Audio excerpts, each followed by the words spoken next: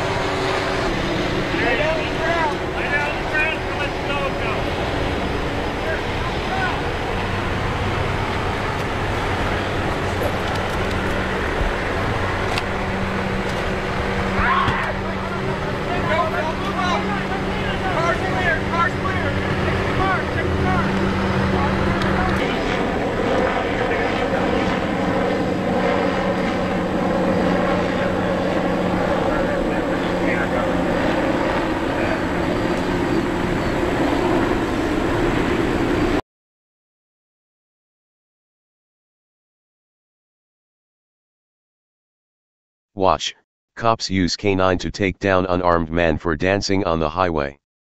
After a pursuit, police had their suspect walk backward toward the car, but he started dancing, so they sicked their canine on him. By Jack Burns, November 17, 2017. Houston, Texas. Houston police are once again under fire for the manner in which they handled a motorist during a traffic stop. It's no secret, when nervous, people exhibit strange behaviors. But one Houston resident decided to dance his way through apprehension. Houston police weren't amused, apparently, and sicked their canine officer, an attack dog, on the motorist to get him into custody. Darius Kendrick Brown, a 45-year-old resident, was driving a Nissan Sentra just before 1 a.m. near the 7400 block of Homestead Road when police first attempted to pull him over. Instead of complying, Brown took off, eventually pulling over on I-45 when he apparently noticed police had laid out spike strips to disable his tires. As police surrounded him, and with helicopters flying overhead, they got on their loudspeaker to begin ordering Darius to exit the vehicle and walk backward towards their vehicles and patrolmen. Seizing upon the opportunity to relish the limelight, Brown busted a move and began dancing after every command given to him by the officer on the loudspeaker. Advertisement. The comical way in which Brown was acting gave the officers all the justification they needed to punish him for his silly ways. They warned Brown they were going to release the attack dog if he didn't get on the ground and lay down, and they kept their promise. By our count, there were at least 5 officers on scene, not including the one with teeth capable of tearing human flesh, but the only officer brave enough to take down the unarmed dancing motorist was the dog police chose to send in. Read more. Watch, teenager snaps, crushes cop car with bulldozer during chase with police.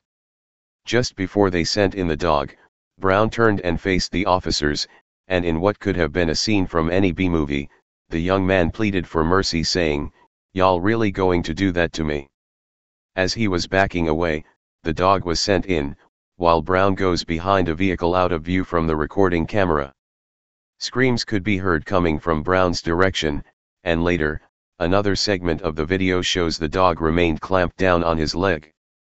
Police took Brown into custody and he's in jail now, charged with felony evading arrest. While presumably very funny for those watching the scene, it's no laughing matter if one is being attacked by a vicious dog. As TFTP has reported on numerous occasions, when police use dogs, bad things happen to citizens. The use of police dogs has led to numerous needless injuries on entirely innocent people like air conditioner repairmen and grandmothers. There's absolutely no way for police to have known if Brown were under the influence of drugs, alcohol, or was simply going through a manic episode, for example. And while it's obvious he was not complying with officer commands, the question remains, is non-compliance a valid reason to potentially kill a man with a dog? After all, there were half a dozen men standing around who could have easily subdued Brown.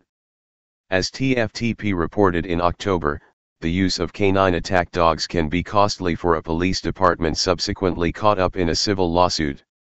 Attorneys for Reginald Chapman are suing Broward County Sheriff's Deputy Gerald Jerry Vengert for $135,000 as compensation for dog bite injuries he sustained to his left hip, knee, and leg during a 2014 arrest in Tamarack.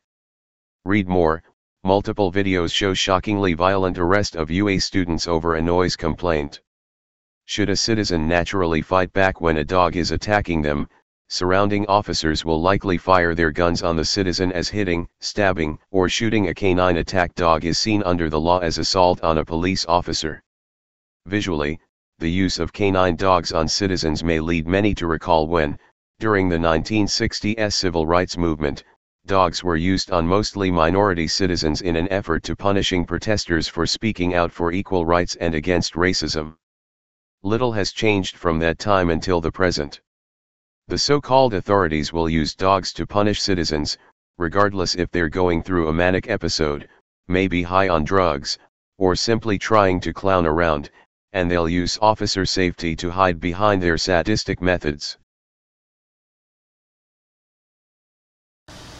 Hey Charlotte County, this is Charlotte County Cop Watch, and I wanted to explain what fair use is.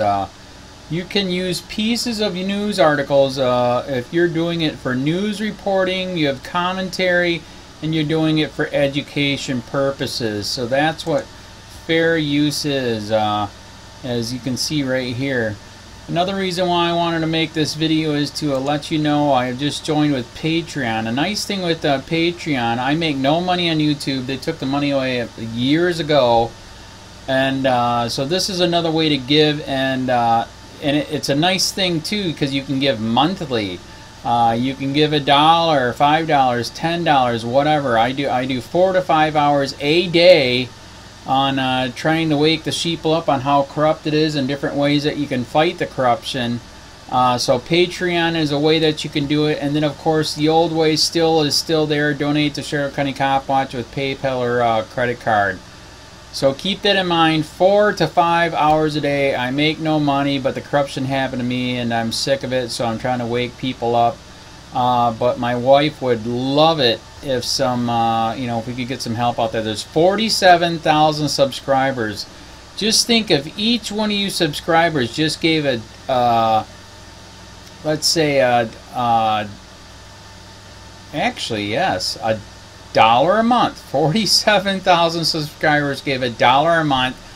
That would be awesome. That's not going to happen. But anyways, that would be great if it did happen. But do the math in your head. Just think about it. Like I said, 4 to 5 hours a day. I get no money from YouTube. YouTube has gone nuts. You can't do anything anymore. They're taking the money away everywhere. So these are a couple different ways that you can still help out with all this time that I put in.